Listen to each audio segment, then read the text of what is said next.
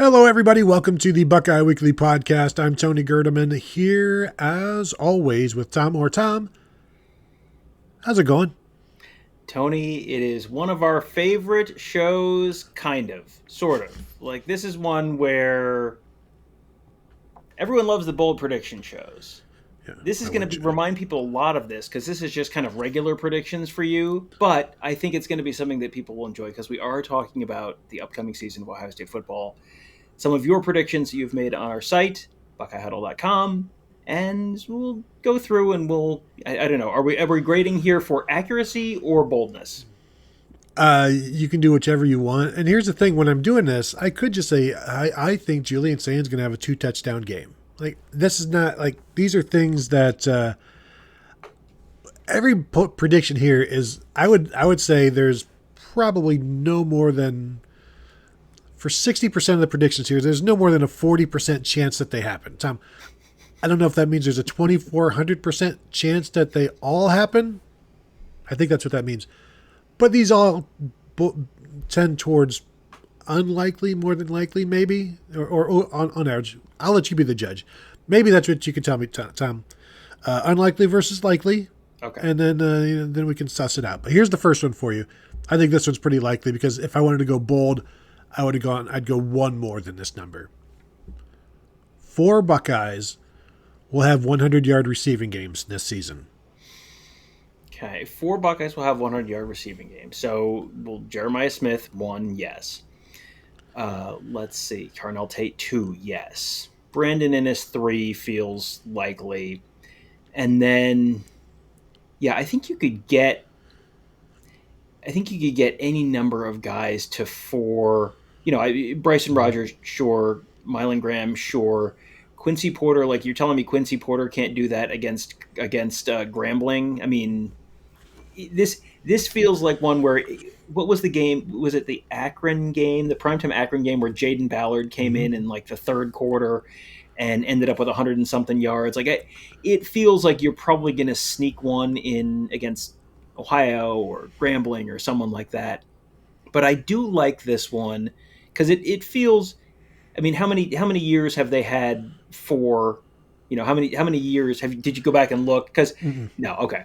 So I would say 4 is probably a reasonable expectation. That's not a long shot. 5, like you said, is probably more. That would be more of a bold thing. This feels like I'm going to say yes, this happens, but not like easily. I think yes, this happens, but not because they have like 7 guys who do it.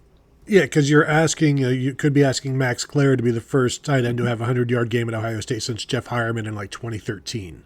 And Mm-hmm. I think that's a possibility. That one. Yeah. Brandon Innes, as you said, he's going to be, if he's the number one slot receiver, he's going to have a 100-yard game. It's probably been a while since Ohio State's number one slot receiver has not had a 100-yard game over the course of the season. Carnell Tate had one last year, had a 4 for like 102 against Nebraska, and of course we all know about Jeremiah. So, and who knows, Tom? Who knows what C.J. Donaldson is going to be in this kind of offense with his pass catching history? So, 5, I would probably need like 2 points. 4, I feel like it's bold enough because I'm guessing the last time it happened was probably the year Jaden Ballard had that 100-yard game. So what would that have been, like 2022 or something? And Julian Fleming had a 100-yard game, I believe.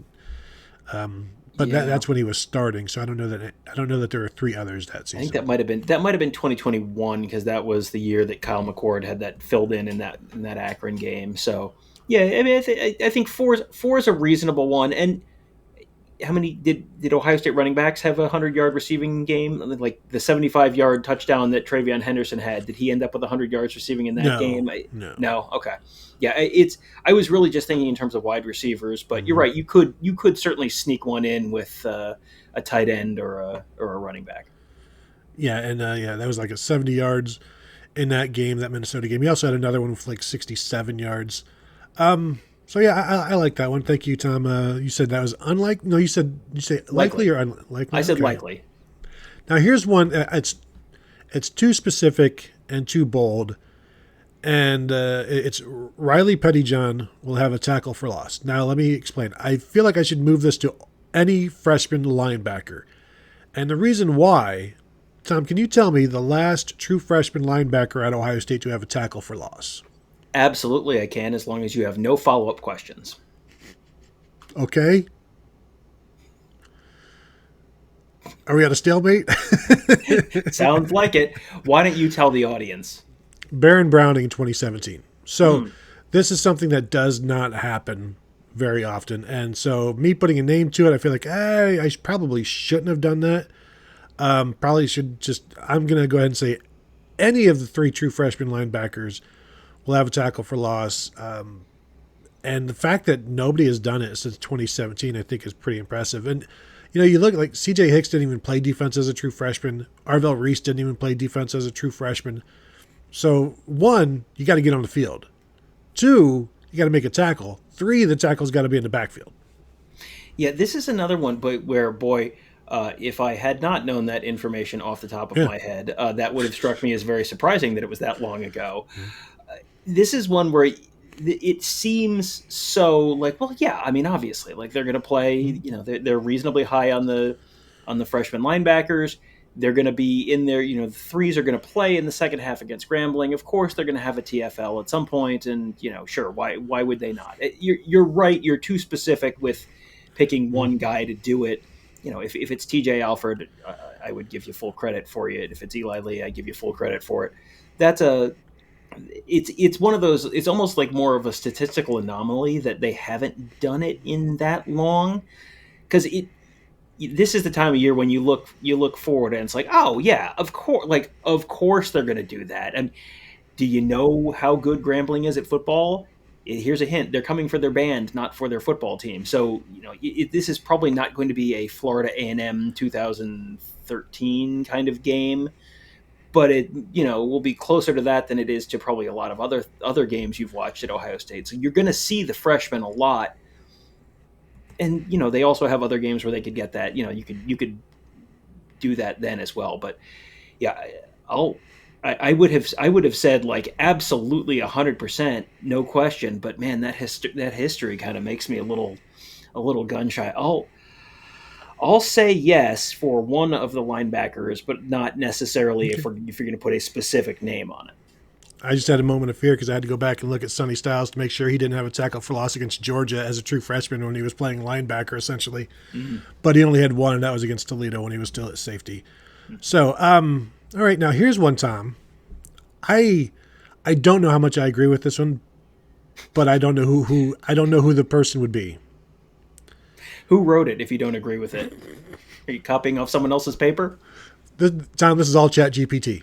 I put in a prompt. I take no credit for any of this. For the first time, I'm not even going to give you for the first time since. I'm just going to say this. No true freshman will start a game this year. Do you want to know the last time that didn't happen? Or that did happen, that no true freshman started a game? I'm going to say 2019. Is that correct? 2018. 2018, okay.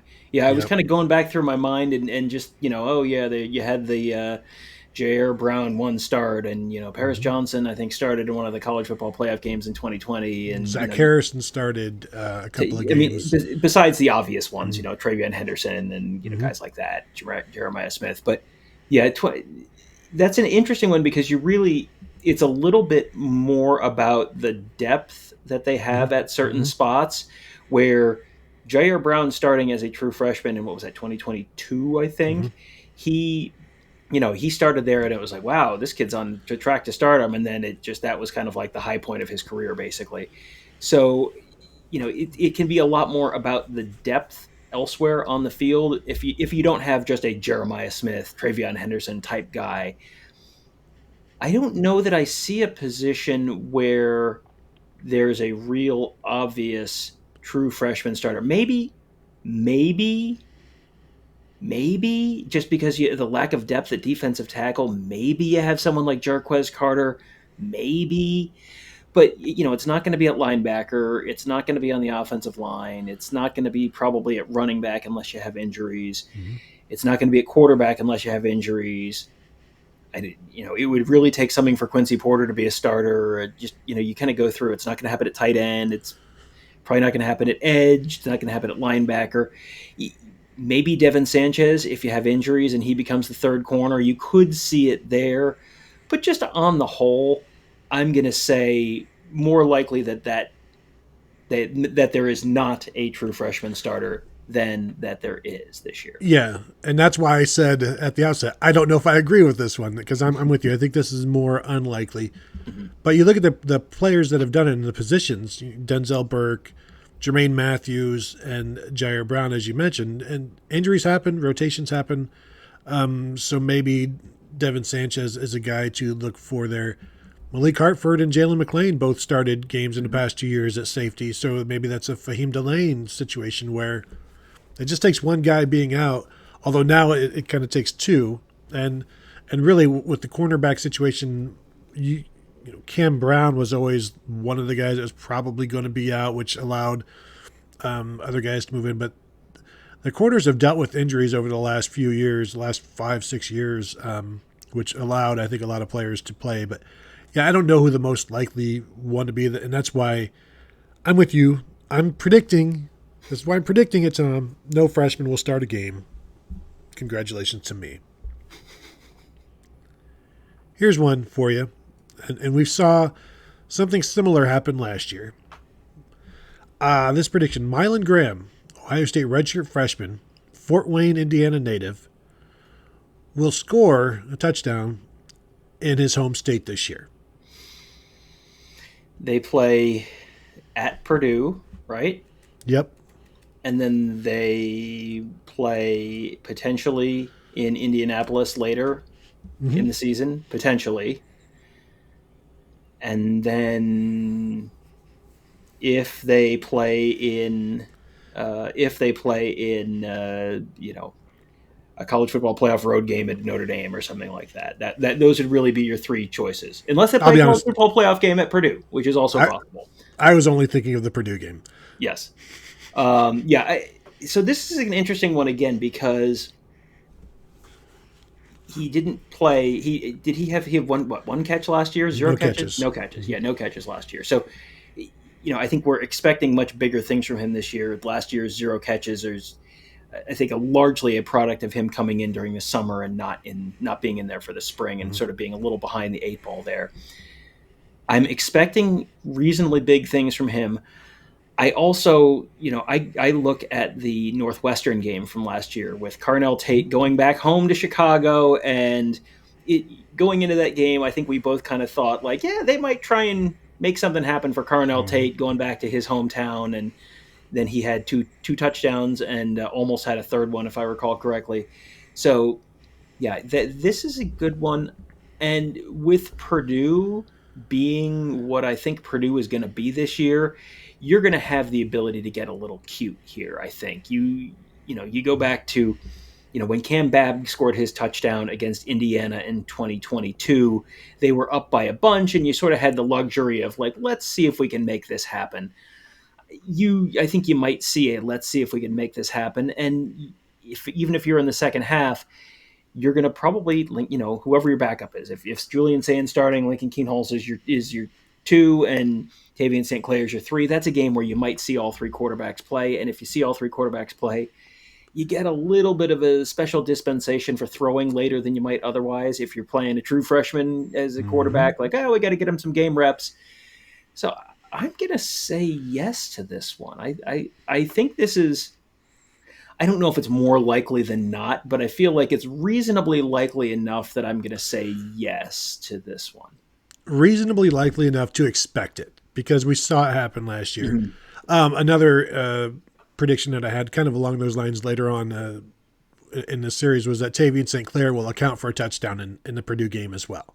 Mm-hmm. It's kind of what you were saying, where there's going to probably be an opportunity. You're looking at what is most likely the worst Big Ten team you'll face this year, and so that's an opportunity to get him some action in on the road. But with Mylan Graham, that's going to be the 9th game of the year. I feel like he's going to be part of the rotation by that point. I feel like he's going to be like legitimately part of the rotation, more than maybe Brandon Ennis was last year, and a viable weapon in the offense. That's what I'm expecting. I may be wrong about that, but Well, I and you got to think remember the last time Ohio State played at Purdue, what did Brandon Innes do? 64-yard touchdown from Devin Brown. So it's, you could absolutely see it happening. And that was, that was, again, that game was out of reach. But you're playing your backup, so you can throw it a little bit, and you're throwing it to a true freshman wide receiver. And in this case, it'd be a redshirt freshman wide receiver. But you can get a little loose.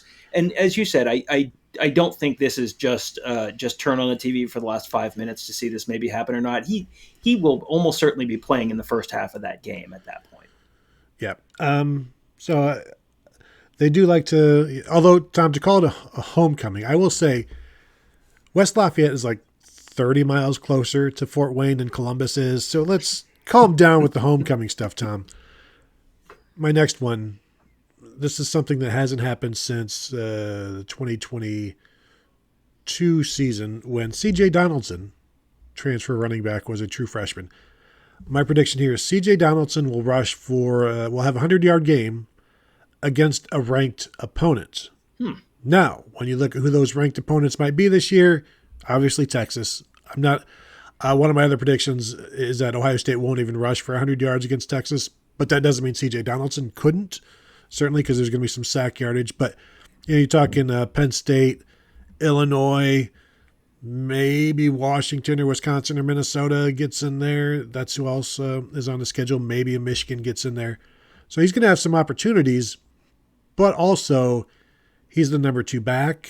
So that makes things more difficult. But if he gets going, then they're going to stick with him. So I think he did that in his very first game as a true freshman at West Virginia.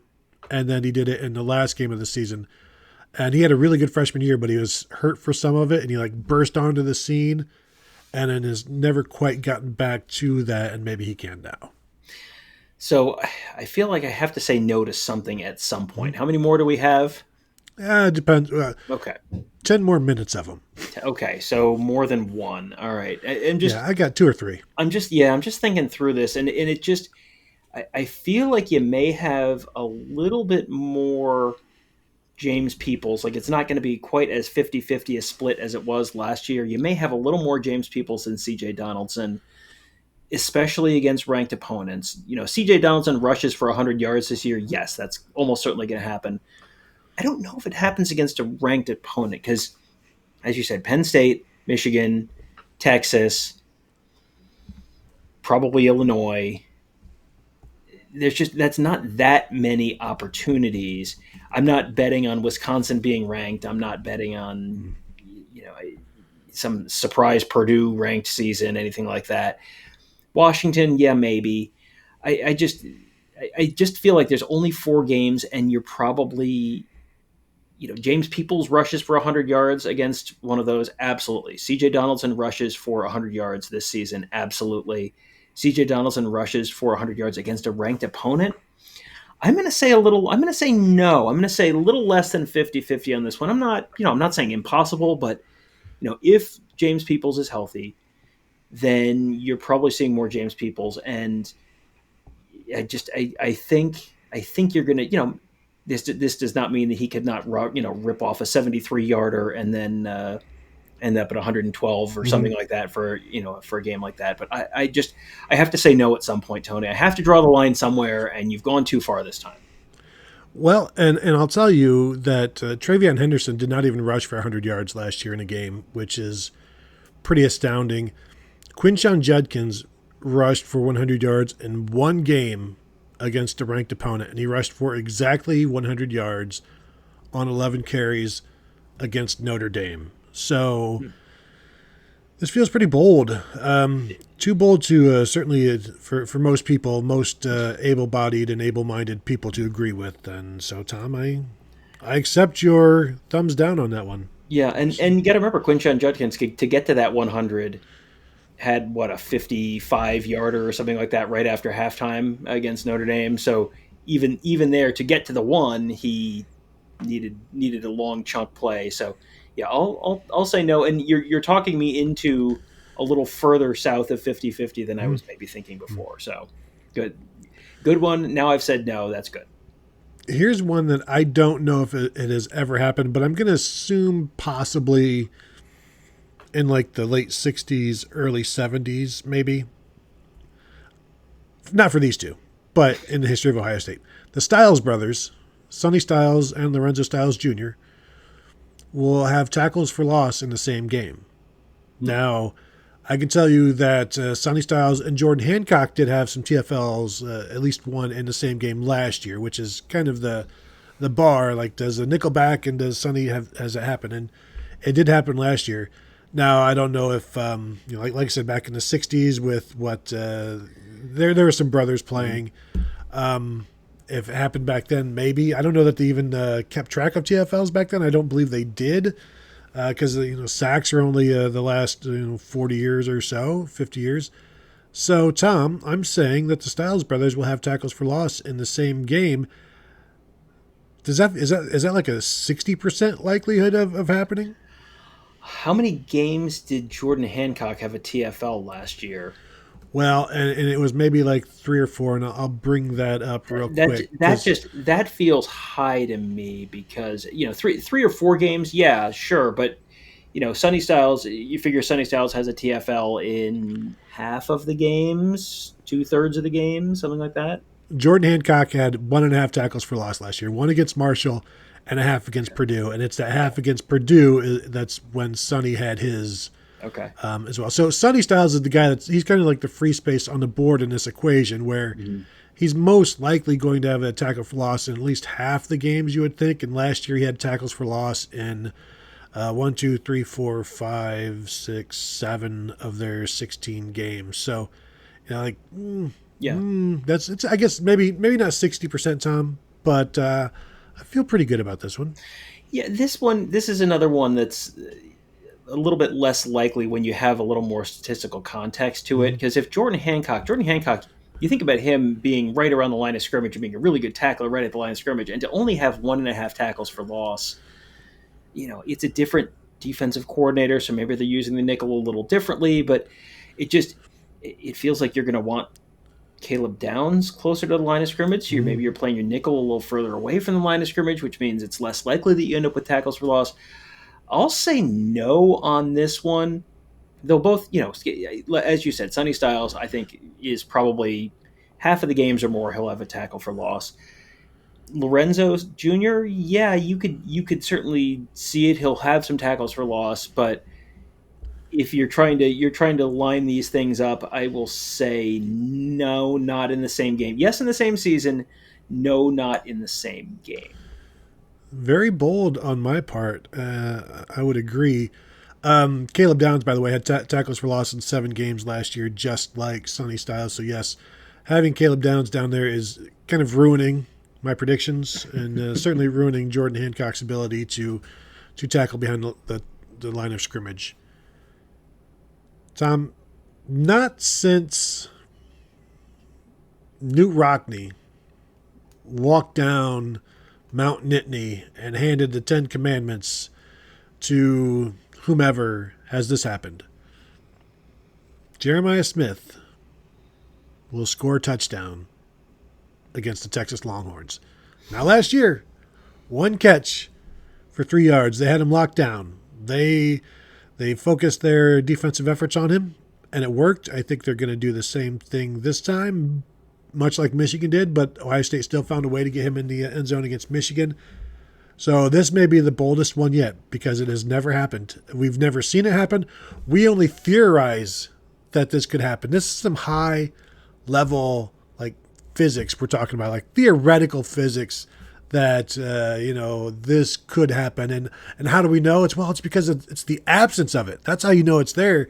It's anti-gravity, Tom. It's anti-space, that this has never happened, so therefore it must be there, and we're witnessing it from a black hole. Yeah, no notes. And so the question is, would you like me to bet against Jeremiah Smith? No, I would not like to bet against Jeremiah Smith. I mean, you made a great case there, certainly, and I'm sure everyone is sitting at home nodding along. But yeah, I expect Texas to go and try and broadly take the same approach that they did against Ohio State last year. The issue is that Texas has Number one, they just lost one of their best corners.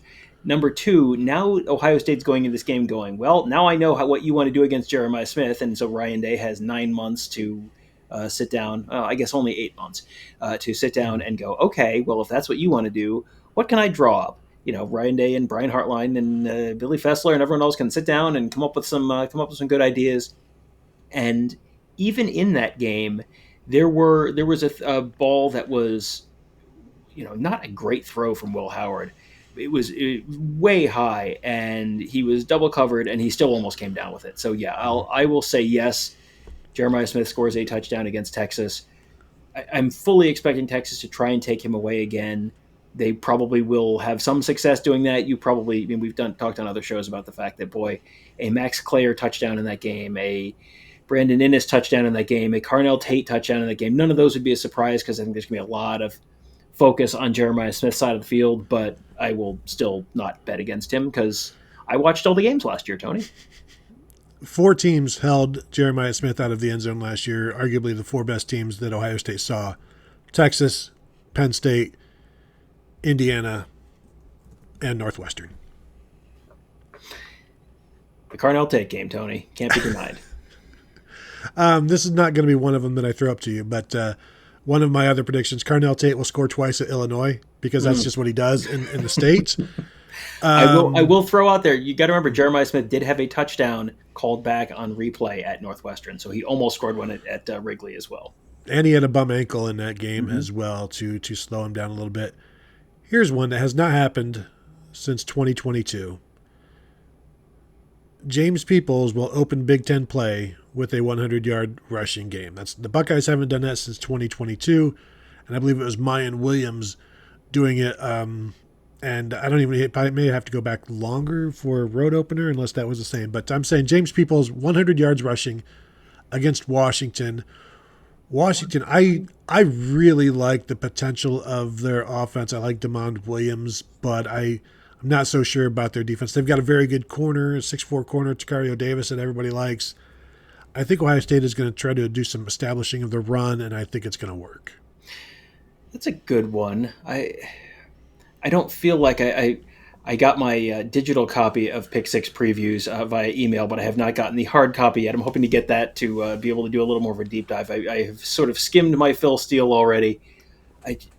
I don't know that I have a great grasp on Washington's defense, and so I'll sort of defer to you. I do think Washington's going to be a substantially better team than they were last year.